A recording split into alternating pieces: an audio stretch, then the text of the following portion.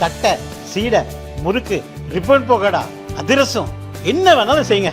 ஒரே ஒரு 5 லிட்டர் இதய மந்த்ரா கடல் எண்ணெய் பேக் ஒரு மாசம் முழுசுக்கும் அத்தனை சமையல முடிச்சு விடலாம். இதய மந்த்ரா.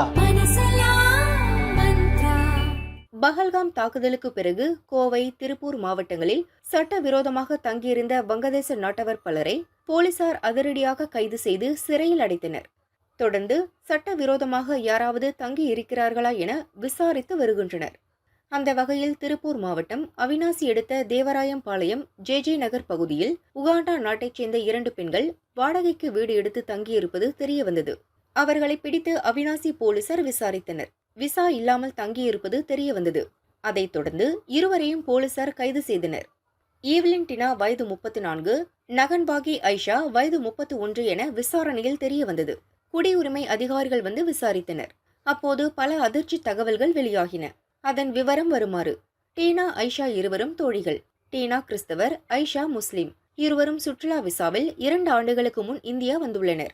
டெல்லியில் தங்கியிருந்தபடி திருப்பூரில் ரெடிமேட் துணிகளை வாங்கி உகாண்டா நாட்டுக்கு அனுப்பும் தொழில் செய்தனர். விசா காலம் முடிந்து ஓராண்டான நிலையில் தங்களது இருப்பிடத்தை மாற்றிக்கொண்டே இருந்தனர். மும்பை, புனேவில் சில மாதங்கள் தங்கியிருந்தனர். பிறகு சென்னையிலும் தங்கியிருந்தனர். கடைசியாக திருப்பூருக்கு வந்து தேவராயம்பாளையம் பகுதியில் 6 மாதங்களாக தங்கியிருந்தனர்.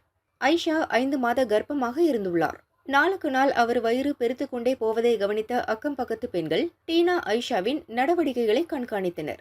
செக்கப்புக்காக ஐஷா டாக்டரிடம் சென்றுள்ளார். அதை பக்கத்து வீட்டு பெண்கள் பார்த்தனர். கர்ப்பம்தான் என்பதை உறுதிப்படுத்தி கொண்டனர். கணவர் துபாயில் இருப்பதாக ஹவுஸ் ஓனரிடம் ஐஷா கூறியிருக்கிறார். அப்படி இருக்க எப்படி கர்ப்பம் அடைந்தால் என அக்கம் பக்கத்து பெண்கள் பேசிக்கொண்டனர்.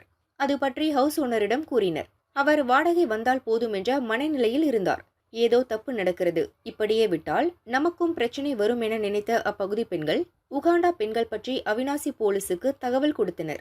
அதன் பிறகே போலீசார் வந்து கைது நடவடிக்கை எடுத்துள்ளனர். உகாண்டா நாட்டைச் சேர்ந்த பெண்கள் பெரும்பாலும் இந்தியாவில் போதைப் பொருள் கடத்தலுக்காக கைது செய்யப்படுவார்கள். டீனா, ஐஷாவும் போதைப் பொருள் கடத்தலில் ஈடுபட்டார்களா என்ற கோணத்திலும் அதிகாரிகள் விசாரித்து வருகின்றனர். இருவரையும் அவிநாசி கோர்ட்டில் போலீசார் ஆஜர்படுத்தினர். நீதிமன்ற காவலில் வைக்க நீதிபதி உத்தரவிட்டதை அடுத்து பலத்த பாதுகாப்புடன் 2 பெண்களும் சென்னைக்கு அழைத்து செல்லப்பட்டு புழல் சிறையில் அடைக்கப்பட்டனர்.